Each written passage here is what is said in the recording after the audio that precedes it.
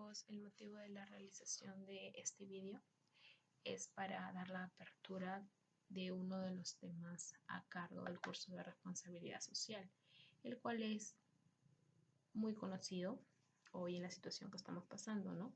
Que es la regulación legal del nuevo modelo educativo. Bien, la situación de emergencia sanitaria generada a nivel global por el virus COVID, causante de la enfermedad infecciosa pues denominada COVID-19, ha puesto en jaque la economía del país, y eso se sabe, ¿no? Y está más que obvio, y la de los hogares de millones de peruanos con pérdidas de empleo, ingresos que impiden cumplir la cabalidad con obligaciones contrarias antes de la pandemia, entre ellas las pensiones educativas escolares. Todo esto nos ha permitido corroborar una verdad con preorgullo, que si bien es cierto el Perú, la educación básica regular es de naturaleza pública y privada, en los hechos solamente quienes tienen recursos pueden acceder a esta última.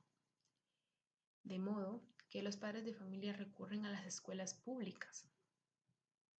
Esto se ve por la falta de dinero, ¿no? Cuando no pueden afrontar el costo que implica dar la educación de sus hijos en instituciones particulares o privadas. Atrás quedaron los tiempos en los que la educación impartida por colegios estatales era de calidad alta y prestigiosa. Como se sabe, y muchas personas lo dicen, la educación de antes es muy distinta a la que ahora se da o se brinda, ¿no? Antiguamente la educación estaba un poco más preparada, era más concisa, era más exigente y por ello pues habían mejores profesionales, porque como se sabe la educación es la base fundamental. Bueno, hoy la educación privada es asociada a la calidad y modernidad, mientras que la educación impartida por el Estado es percibida como precaria y deficiente, por las mismas causas que ya antes les he mencionado, ¿no? Ya que el Estado hoy en día no imparte o no exige a los alumnos de colegios estatales a tener un mayor desempeño en los logros y objetivos planteados en la educación. Y pues imagínense con esto de la situación actual en la que vivimos, que todo ahora es todo de manera virtual, se ve un poco más difícil, ¿no? Bueno, continuando con el tema. Es por ello que hoy muchos padres de familia se niegan a aceptar la posibilidad de migrar a sus hijos a la oferta de vacantes en el sistema público que el gobierno ha abierto por motivos de la pandemia. Para quienes no se encuentran en condiciones de afrontar el pago de las pensiones por el servicio educativo de los colegios privados. Las razones que sustentan las solicitudes de reducción de las pensiones, tales como el cambio de una educación presencial a una distancia, menores de enseñanza, supervisión a cargo de los padres en vez de los maestros, aun cuando puedan parecer justificadas y atendibles desde la óptica de los usuarios, esconde detrás una razón más contundente, a la falta del empleo o recursos suficientes para afrontar el pago de las pensiones mensuales.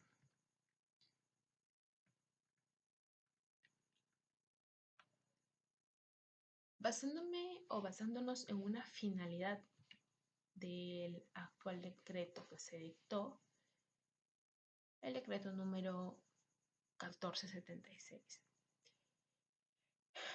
Bueno chicos, el 5 de mayo del 2020 se publicó dicho decreto, ¿no?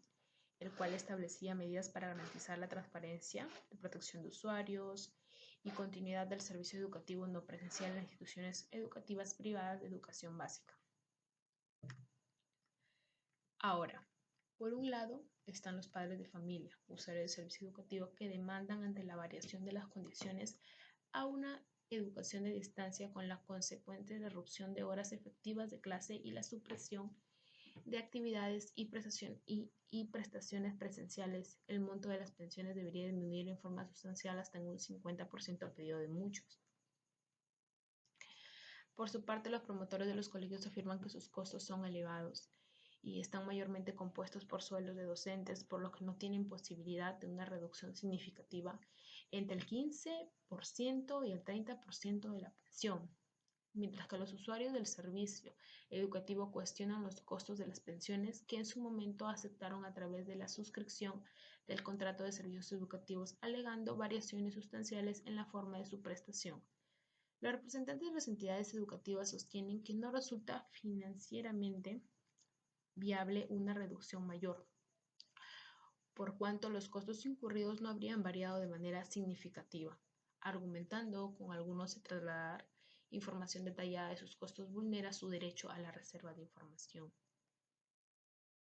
Bueno, ante esta situación se hace necesaria una evaluación integral del asunto que abarque no solamente la legalidad y constitucionalidad de la medida específica dispuesta por dicha norma legal, sino además asomarse a la problemática del sistema educativo peruano, que puede ser visto desde múltiples aristas, como veremos en la explicación del tema.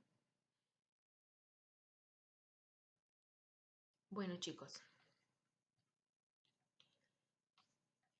como un concepto sobre la educación peruana básica regular en nuestro ordenamiento jurídico, se entiende que cuando hablamos de educación, de inmediato pensamos en la misma o en sus dos facetas, o como se le podría decir, dos caras de una misma moneda, ¿no?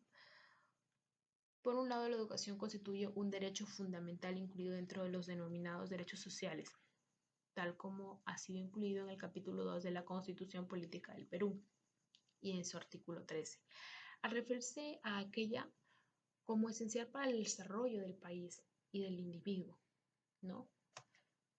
A su vez, vista desde la perspectiva de las funciones del Estado, se considera de manera unánime a la educación como un servicio público, pues a consecuencia de su condición esencial para el desarrollo de la dignidad humana.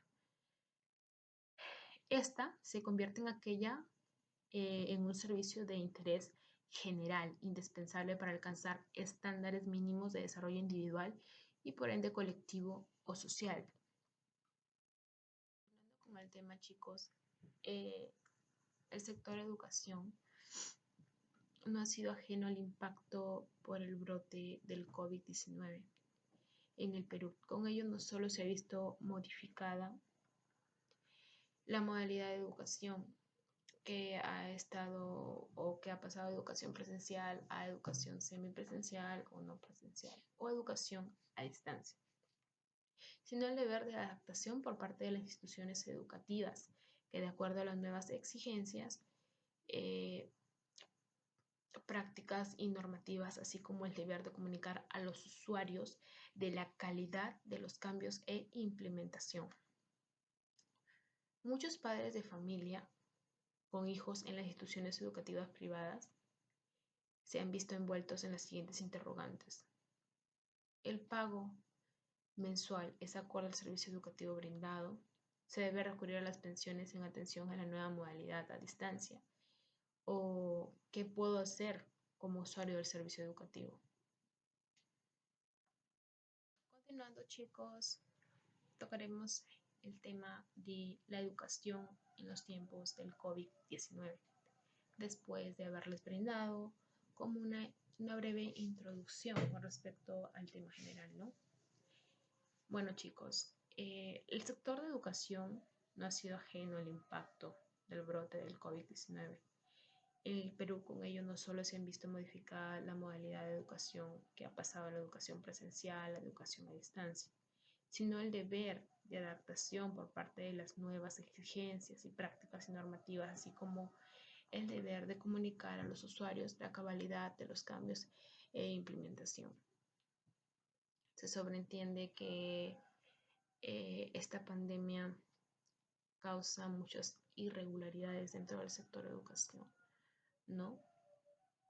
Imagínense la problemática que se vio a inicios del año escolar, dictándose esta nueva modalidad de educación a distancia. Refiriéndome al sistema educativo nacional no impartida por el Estado, a pesar que se llevan las clases a distancia mediante o por medio del programa Aprendo en Casa, las respuestas son muy obvias, ¿no? Jamás, si la educación presencial impartida por el Estado anteriormente a la pandemia no era la más exigente, no era la más útil, se podría decir. Imagínense la problemática que se da ahora, ¿no? Basándome más en aquellos alumnos que están aún a puertas o en su cuarto, quinto de secundaria, de salir, ¿no? Y poder encaminarse a una carrera universitaria. ¿Cómo serán los conocimientos que van a adquirir este año? ¿Estudiarán? ¿Aprenderán?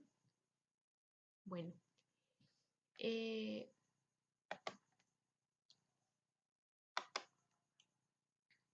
la educación como derecho fundamental y servicio.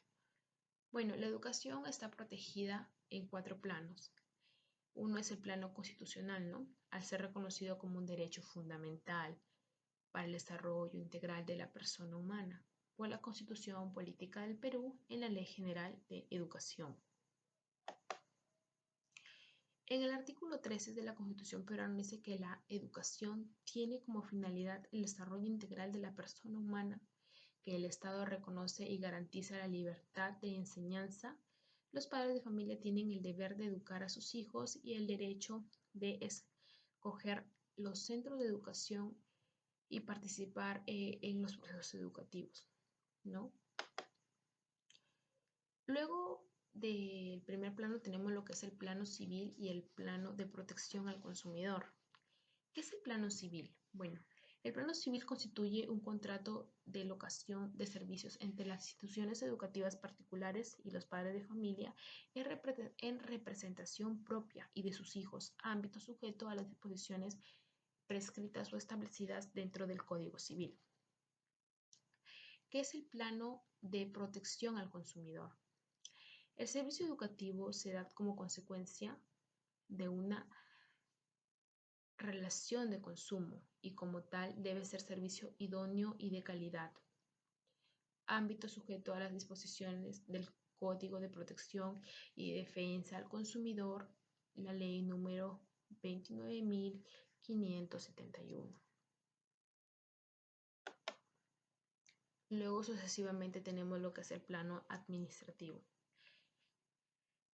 Aquí indica que las instituciones educativas particulares deben cumplir la normativa del Ministerio de Educación y están sujetas a la fiscalización por autoridades educativas, la Dirección Regional de Educación y Unidad de Gestión Local.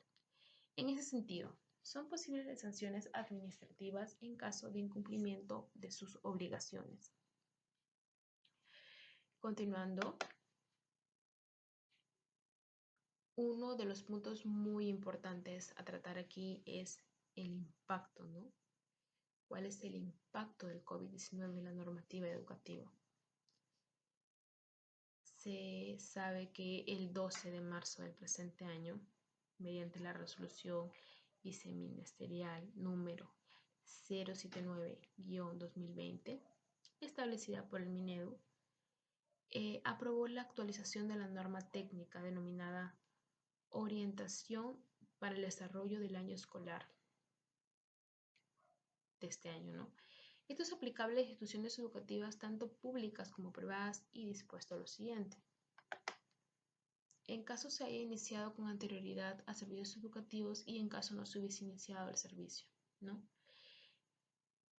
Suspenderlos hasta el 29 de marzo del 2020 y reprogramar las horas lectivas de dicho servicio, elaborar un plan de recuperación según la norma técnica e informar la reprogramación a los usuarios dentro del plazo de los 7 días hábiles.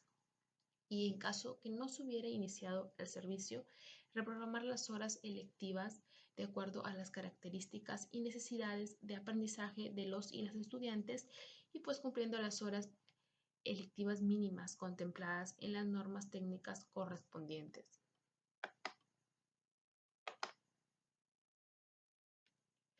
¿Qué es lo que establece la resolución ministerial número 160-2020 establecida por el Minedo? Bueno, esta fue publicada el 1 de abril de 2020, ¿no? En la cual el objetivo es facultar la prestación presencial del servicio educativo a nivel nacional mediante la educación impartida a distancia, ¿no? Las instituciones particulares deberán adaptar el plan de recuperación aprobado en cumplimiento de la resolución viceministerial y presentadas en un plazo de 7 días calendario a los usuarios del servicio educativo y a la unidad de gestión educativa local UGEL del sitio donde estos provengan.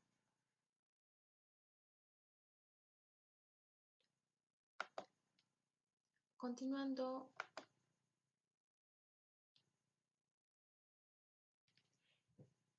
¿qué importancia o qué se entiende por las clases presenciales? Las cuales en la actualidad es el método que se está utilizando.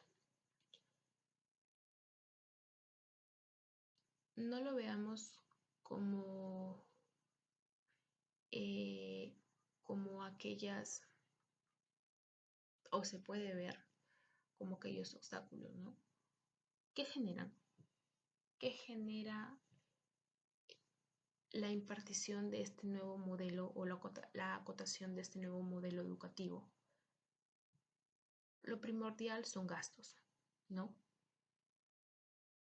Mantenimiento diario de la infraestructura, servicio de agua, servicio de luz e internet, pago de docentes, pago presencial administrativo. Eso es lo que está generando hoy en día la educación no presencial. Las clases no presenciales. Bueno, pues las clases no presenciales no generan los mismos costos. No hay horas lectivas propiamente dichas, ¿no? Salvo o solo salvaguarda cierta continuidad de la educación establecida por el programa Aprendo en Casa. Se dice que genera costos por la capacitación del docente para enseñar virtualmente pues la implementación del sistema informático, pago de remuneraciones, entre otros, tales como costos que no son de mayor alcance, por lo que no se justifica una equivalencia en la contraprestación, es decir, en el monto de la pensión pactada originalmente para clases presenciales. Avanzando con la explicación del tema, luego de que puedan visualizar este video, espero sus preguntas o dudas. Pues la importancia de poder brindarles la educación a los niños del nivel inicial, cuyo plan de estudio se enfoca en explorar el área de psicomotriz, comunicación personal, social y descubrimiento del mundo, limitado por el aislamiento social, así como en los niveles de educación primaria, dependiendo de la edad que va de 6 a 12 años. El desarrollo es distinto. Se cabe la diferenciación frente a un nivel secundario, que de igual manera mezcla a los niños de 12 a 16 años. Si el monto de la pensión mensual es equivalente con el servicio efectivamente ofrecido y brindado, dado a la falta de uso de infraestructura, materiales educativos, laboratorios y todos los beneficios de asistir al establecimiento, son costos de las instituciones educativas particulares que influyen, o mejor dicho, diluyen en la pensión. Considero que esta regla es trasladable a la presente coyuntura, pues los servicios educativos surgen como consecuencia de una relación civil y de consumo, ambos regulados por el principio de la buena fe. Evidentemente, la extinción de la obligación o la reducción de la contraprestación debe ser aplicado en atención al nivel inicial, primario y secundario, en grado de educación del estudiante. Dada a la situación de emergencia, las instituciones educativas particulares no podrían o no pueden exigir el pago mensual por un servicio que no puede ser prestado a los alumnos de nivel inicial de 0 a 3 años, en el cual los padres de familia han contratado los servicios educativos básicamente como una guardería y para el desarrollo de sus actividades motoras, mientras que sí cabría una reducción en la pensión de alumnos de los demás niveles. Me refiero al nivel primario y secundario. En atención a los puntos anteriores, como un mecanismo para poder defender los derechos de los usuarios, se sugiero que a estos que deben recurrir a vías independientes a fin de solucionar estas controversias directamente con las instituciones educativas particulares a través del envío de una carta personal o a través de la Asociación de Padres de Familia, ¿no? Que en cada institución educativa se encuentra, requiriendo el envío del plan de recuperación en caso no se hayan realizado. La forma de implementación de dicho plan y, de ser el caso, solicitar la reducción de la pensión educativa en atención al nivel causado por el alumno.